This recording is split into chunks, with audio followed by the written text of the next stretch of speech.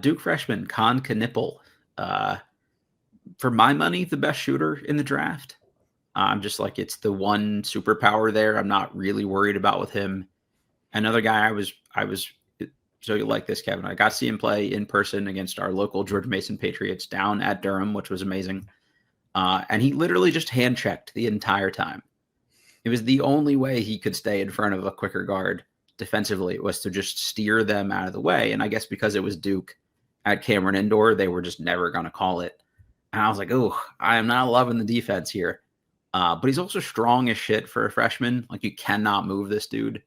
And I was like, all right, defensively, I've got some concerns. But as you watch him over the course of the season, got a lot better. And I think all the Duke guys said they actually thought he was probably their best individual perimeter defender, which says a lot considering even a guy like Tyrese Proctor was a really good one. Sion James, they had good guys, but I guess their defensive metrics all said that Kon was the guy that they were the best defensively when he was on the floor. And that's excluding Flag, who at that time they were classifying as front court player, but says a lot for a guy that projects out as a shooter. Kind of okay size, didn't like blow anybody away at the combine, not a crazy athlete, but one of those dudes offensively that just gets to spots and moves people off spots, and they don't move him off of spots. And I feel like that's like this really underrated, I make use of my space kind of thing. And it's something that actually Bailey does kind of well too, despite being tall and skinny, is like, I have my vertical cylinder that I'm in, and I don't let you disrupt me from being in that sort of pocket. So again, not a guy I would love if we were drafting like 3, 4, 5, but once you start getting into that 6 to 10 range, now I'm a little more intrigued. So Yoda really likes him. Okay. Kon Knueppel. Yeah, Kon Knueppel. Yeah. So when you talk about being the best shooter in the draft, we're talking 56.7% on twos, 40.6% on threes, and 91% from the free throw line. I mean, ball goes in when he shoots it, right? Now, not a ton of rebounds, but he'd some, and not a ton of assists, but some, and he got some steals. So there's some stuff to his game. I've got him 4th overall on the board. He pops up pretty high. It's in that shooting. That shooting is really valuable. And when you were talking, I realize he's a bigger player and he's a different kind of player than the guy I'm about to mention. But Jalen Brunson dominates in the NBA. He's 6'1", and he does it with craft and skill and strength. Good footwork, getting to space, open and spaces. So the ability to not get dislodged is huge, and that's like Jalen Brunson's superpower is that he gets there. You can't move him out of there, and he's just going to pivot and he's going to footwork you and do all this stuff, and then he's going to put up some crazy looking shot. And he doesn't have long arms. I mean, his arms are relatively normal for a human being. Slightly long for a human being, I guess, but short, just normal for NBA standards.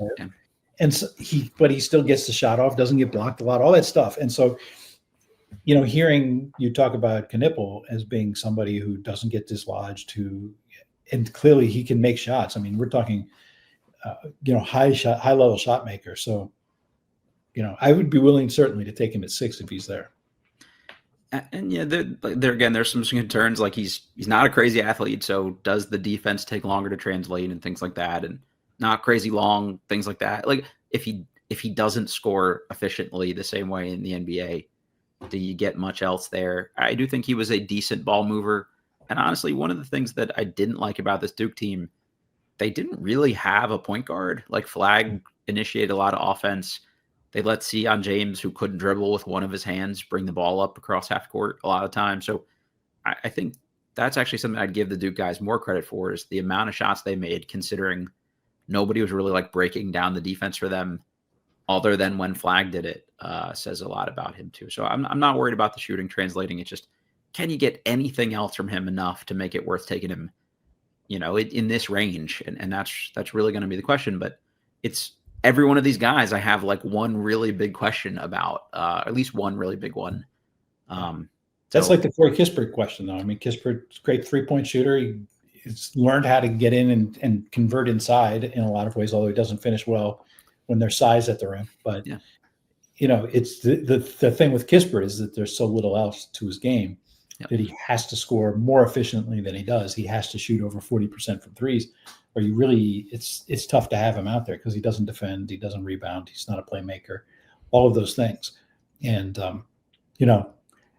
despite the protestations of a certain announcer, he's not the best cutter in the history of the league. So that's another thing with Kon. He's going to be a good driver, I think, for that reason. He'll move the ball pretty well offensively. He's a decent ball handler, not great, could get a little better, but good enough for what you ask him to do. The issue I have with someone like Kispert is there's a lot of 1 for 6 and then 5 for 6 nights. Yeah. And on the 1 for 6 nights, he's absolutely unplayable. And you just don't really know what it'll be. Whereas like someone like Kon, I very much expect like you will get 40% night over night and average out to 40% night over night. Like it's like, okay, he went 2 for 5 tonight. Okay, tonight he went 3 for 5. Tonight he went 2 for 5. Tonight he went 3. You know what I mean? Like it's just very consistent amount of production, which I think is a little easier to baseline around too. Yeah.